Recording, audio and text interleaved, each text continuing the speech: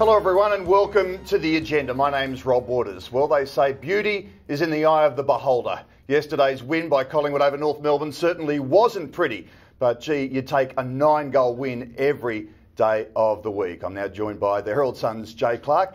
Jay, the result's not the talking point though. It's Brodie Grundy's tackle. The win was overshadowed, wasn't it, Rob? And now, over the next 48 hours at least, we're going to be talking about this Brodie Grundy tackle the whole time, because really the game's got a problem here, Rob. I'm convinced of this because the clubs and the players are totally confused about what's permissible or not. And some of the umpires, by the way, Grundy was rewarded with a free kick. Yep. And then is likely to miss weeks because the officials deem that that's not what we want in our game. So something's out of whack. And Kobe Stevens was the same with his tackle on Nathan Wilson. Now, with the Dangerfield precedent last week, for mine there's absolutely no doubt whatsoever. Brodie Grundy will be suspended, so he won't be in the team to tackle Paddy Ryder and Port Adelaide this weekend because he pinned his arms. It meant Brown was vulnerable, slammed into the ground, and his head hit the ground, concussed. The force was at least medium. So, look, as the rule book goes, he will go for this Brodie Grundy, but it means that at the end of the year, Robbie, we need to clarify just exactly what is a permissible tackle and whether, as Paul Roos said this yesterday, when players now are tackled, maybe they just don't drop them to the ground. Like, I just give you a bear hug and we stay standing up. Maybe that's where we're at as a game. Collingwood's having a good month though, and they can take plenty of things positively moving forward, I suspect. It's been a really good few weeks, hasn't it? Yep. Would have been so much better if they'd managed to win over Adelaide. But you can see where this team is building and developing. Moore, Maynard, De Goey, Josh Thomas, even a Matt Scharenberg is starting to play some pretty consistent good footy. I think Collingwood fans can be pretty optimistic about the future years. I sort of thought 6 weeks ago when finals were looking really shaky, Bucks was under the pump, whether the white flag would go up. It was a big test of character for this football club, but they're completely committed. You mentioned Matty Scharenberg. It might have been a long time coming. That was probably his best game for the footy club. I reckon Will Hoskin-Elliott's really progressed, and Ben Reid forward has really helped free up Elliott and Darcy Moore, etc. So I think there are some good signs there. However, the next 3 weeks are going to be pretty testing, aren't they? Well, and De Goey is probably the other one we haven't mentioned who's probably had a breakthrough season this year. I think so, and you get another key position player and put him in that lineup and they will be so much better again. Nathan Buckley said he wanted to make the second half of the year the priority of the defence, and I think we give that a tick in patches because that's clearly been a big focus. And without Ben Reid back there, they have done well, but it's going to be a big test this weekend. We were talking about this off air just before, Robbie. Port Adelaide this week. Now, they were obliterated, annihilated, embarrassed. So how do they respond to that?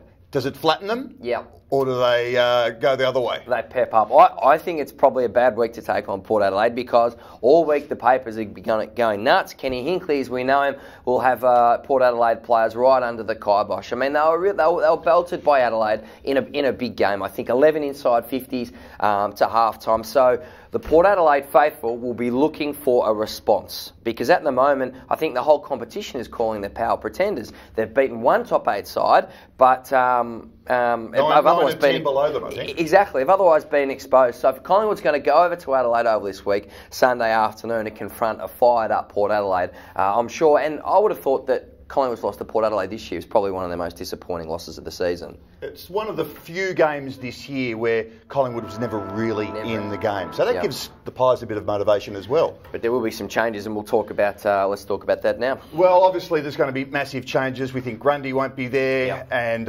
Wells and also Greenwood are unlikely to play, obviously. So that'll be 3 forced changes. Now, coming up from the VFL, there were some very, very good performances in that win. Aish might get another chance. He was a standout performer in the VFL. Cox obviously comes in, and young Callum Brown may get another opportunity as well. Could I pause you on Aish because he seems to be playing now as an inside midfielder. He was drafted, we saw him play largely as an outside wingman with that disposal, etc. It seems that over the past month, Robbie, that they're completely recalibrating his game. He's now going in, getting the clearances, the tackles and doing a lot of the hard stuff. So the James Aish that we thought was the outside player now seems to be retraining totally as an inside midfielder. So if it's Greenwood out, maybe Aish plays that specific role. Perhaps. The other thing is, without Wells, without Greenwood, without the skipper, who are all great leaders and great players, someone like Aish may get an opportunity to take on some responsibility. But Collingwood's depth will be, no doubt,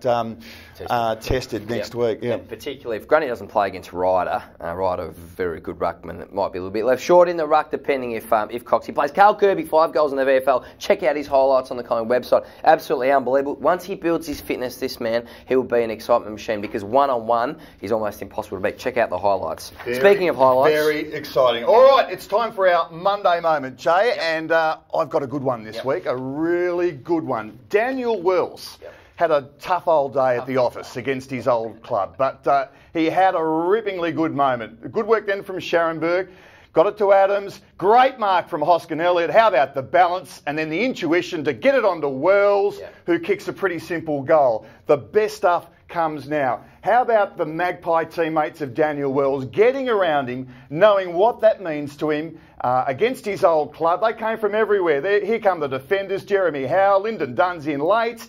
And then he realises, oh no, I've got to run back 80 metres to get back to defence to mark my man. But that was a really good moment for Daniel Wells. He had that super game last week, and even though he got hurt, a win over his old club and that goal would have made things slightly better. I don't think he's playing this weekend. I did like Will Hoskin Elliott there, flying back with the flight. Maybe that's been the question mark on his game, that sort of hardness or courage or whatever. I know that's a bold call, but right then he ticked the box and met the challenge. Yeah. Now, my turn. Now, of course, you focus on the offensive things, Rob, and I like to focus on the defensive things. You're the tough hard man of the crew, are you? I am, exactly. Now, just look at Jack Crisp here, running after Sean Higgins. Open goal on the right foot. Great pressure there from Jack Crisp. Now, that might only count as a tackle on the stat sheet, but he dug deep to catch Shawnee Higgins there and save a certain goal. How good's that move of Crisp back to defence been? It's really worked.